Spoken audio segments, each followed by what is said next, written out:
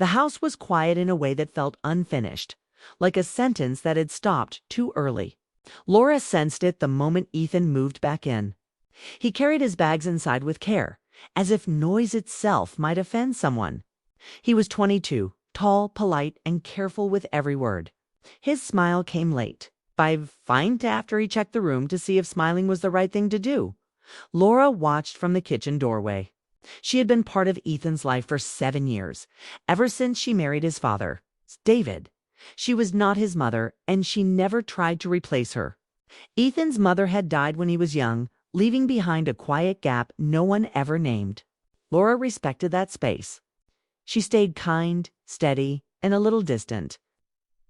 Believing that love could exist without pushing itself forward, Ethan had done well in school. He had degrees, certificates, and plans.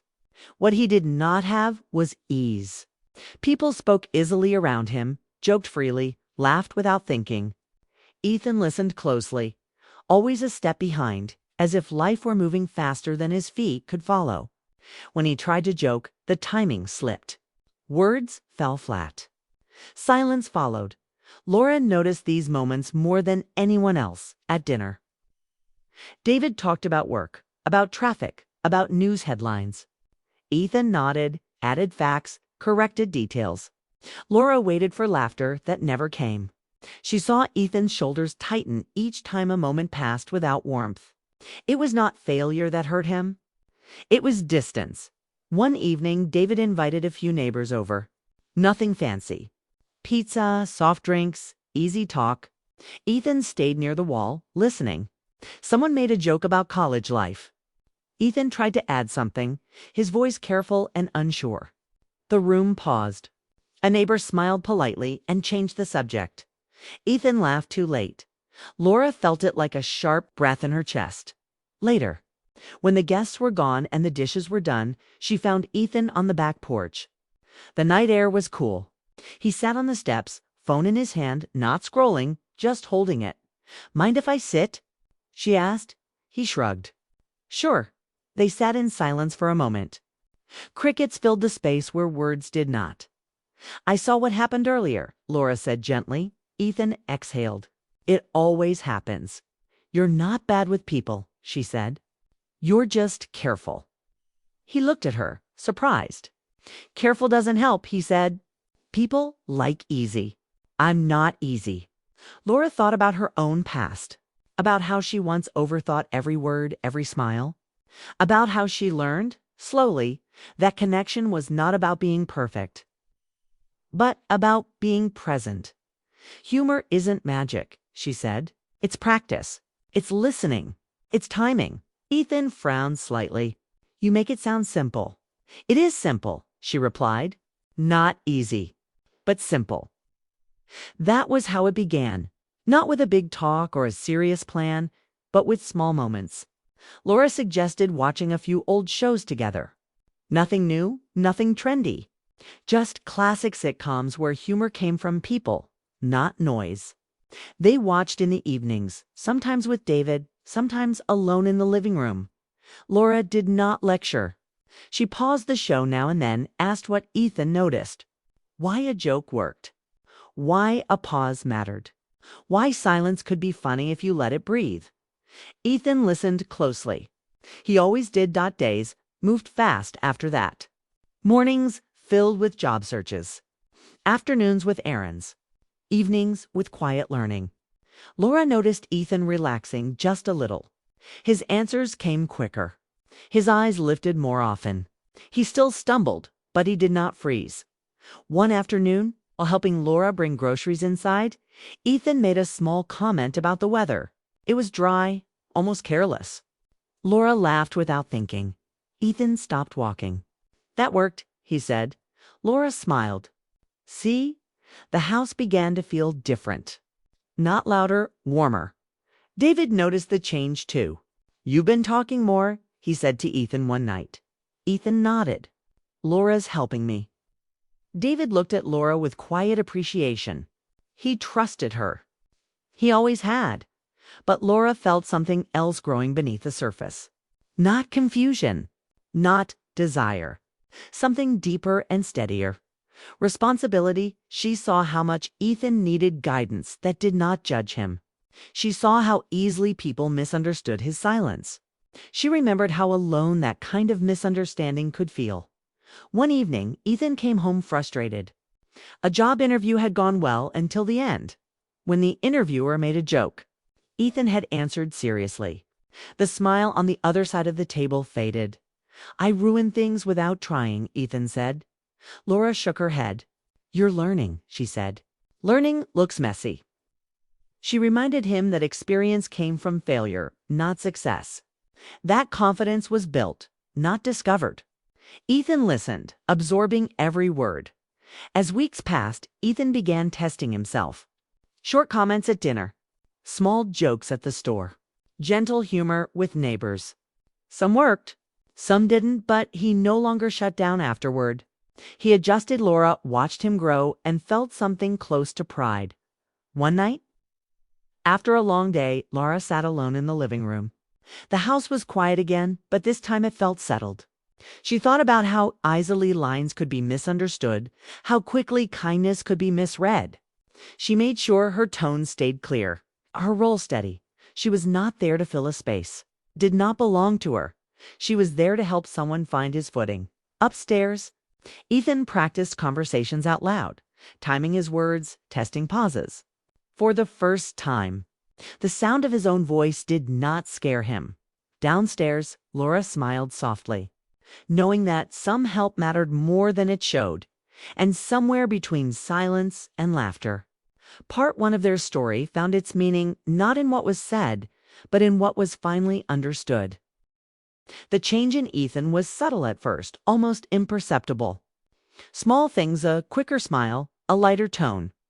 A willingness to interrupt the silence with a carefully timed joke began to mark his days. Laura noticed it everywhere, in the way he carried himself in the kitchen, in the way he spoke to David at breakfast, in the way he greeted the mailman with something resembling ease. These small shifts didn't go unnoticed by David either. He mentioned it casually one morning while stirring his coffee. "He seems lighter these days, happier." Laura simply nodded, a quiet smile tugging at her lips. She didn't need to explain why. She knew the effort had been hers as much as his. Evenings became the most meaningful part of their routine. After dinner, Laura and Ethan would sit on the couch, sometimes just listening to music, sometimes revisiting old sitcoms they had started with. The room smelled faintly of the dinner dishes still in the sink, a comforting aroma that made the space feel lived in. They would pause scenes to laugh at the timing of jokes, or to talk about why certain lines landed perfectly while others failed. Ethan's questions became sharper, more confident. "Why does he pause there?" he asked one evening, pointing at a character on screen. "It's the rhythm," Laura explained. "Timing makes humor real." He nodded, understanding settling on him like sunlight through a window. One day, during a small weekend gathering at home, Ethan surprised everyone. A few of David's colleagues were over, and casual jokes floated through the air. When someone poked fun at the unevenly cooked barbecue, Ethan quipped without hesitation, his timing precise, his expression natural. The room erupted into laughter, and for the first time, Ethan laughed at the same moment as everyone else. Laura felt a rush of pride. It wasn't about the joke hit, it was about his ease, his ability to exist in a social space without fear. She caught his eyes across the room, and he gave her a small, almost shy smile, acknowledging her help without words. Laura's own life, quietly, was changing too. Watching Ethan grow reminded her of herself before adulthood and responsibility had hardened her into someone careful, measured. She found herself more patient, more willing to take emotional risks in conversation. She laughed more freely, spoke more openly, and even sought small adventures on her own. Ethan's progress reminded her that teaching wasn't one-sided. Giving care allowed her heart to feel young again, though she never confused that with anything improper. It was the joy of seeing growth, the warmth of connection, the satisfaction of guiding someone without overstepping. David noticed subtle shifts as well. One night, as he and Laura were putting away dishes, he said softly, "You've made a real difference for him. I haven't seen him this relaxed in years." Laura nodded, feeling both satisfaction and a quiet reverence for the trust placed in her. Ethan's confidence had become visible in ways beyond humor. He carried himself straighter, spoke more clearly, and even smiled with his eyes, not just his lips. The house, once too quiet and carefully navigated, now hummed with a comfortable energy. A rhythm built on connection and understanding, Ethan began to venture further on his own. He accepted invitations from friends, joined study groups, and even started volunteering at a local community center. Each experience added a layer of confidence, a depth to his social skills. He shared these experiences with Laura, narrating small triumphs and minor setbacks. She listened with patience, offering gentle advice when needed, guiding him to learn from missteps rather than feel defeated by them. They laughed together at his minor embarrassments, and in that shared laughter, a bond of mutual respect and warmth deepened. Laura saw that helping Ethan wasn't about shaping him into someone else, it was about nurturing the best version of himself. One evening, after a long day at the community center, Ethan returned home with a bright look in his eyes. Laura was sitting in the living room reading a book. He approached quietly, then paused. "I didn't mess up today," he said with a shy grin. "And people actually liked my presentation." He looked at her, seeking acknowledgement. Laura smiled, standing to give him a small nod. "I'm proud of you," she said softly. "You've worked hard and it shows." The simplicity of the moment was profound. No grandeur, no drama, just understanding, recognition, and encouragement. It was a milestone in quiet but significant growth. As the weeks passed, Laura continued to support Ethan while keeping clear boundaries. She never allowed their bond to cross into inappropriate territory. The relationship was rooted in care, guidance, and shared experiences, not dependence or confusion. Ethan came to respect the boundaries as much as he valued her guidance. In this clarity, their connection strengthened rather than faltered. It became a model for healthy, mature relationships built on trust, emotional support, and mutual respect. Laura took comfort in knowing that she was helping him build skills that would last a lifetime: confidence, social ease, and emotional intelligence. One night, as Ethan headed upstairs after a day filled with small victories, he paused at the doorway. "Thank you," he said simply, his voice carrying sincerity that words alone could not capture. Laura watched him disappear up the stairs, feeling the weight of his gratitude. It wasn't about teaching humor or even about helping him navigate social spaces. It was about being seen, being understood, and being supported without judgment. That was a gift neither of them would forget. Laura sat quietly in the living room afterward, reflecting on the journey.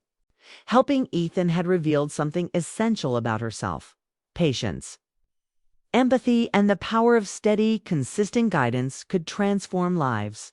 The house, once filled with hesitation and careful silences, now felt alive. Laughter came freely, conversations flowed naturally, and connections deepened. The quiet pride she felt was not fleeting, it was anchored in the realization that meaningful change happens not in dramatic moments, but in the small, steady acts of care. The story, for Laura, was not about drama or tension. It was about connection and understanding, about the quiet, transformative power of support. As Ethan grew more confident, Laura saw a young man ready to face the world with resilience, humor, and self-assurance. And in witnessing his growth, she discovered the quiet joy of knowing she had helped shape someone's journey without overstepping, without losing herself, and without crossing lines. The house was no longer just a space to live in.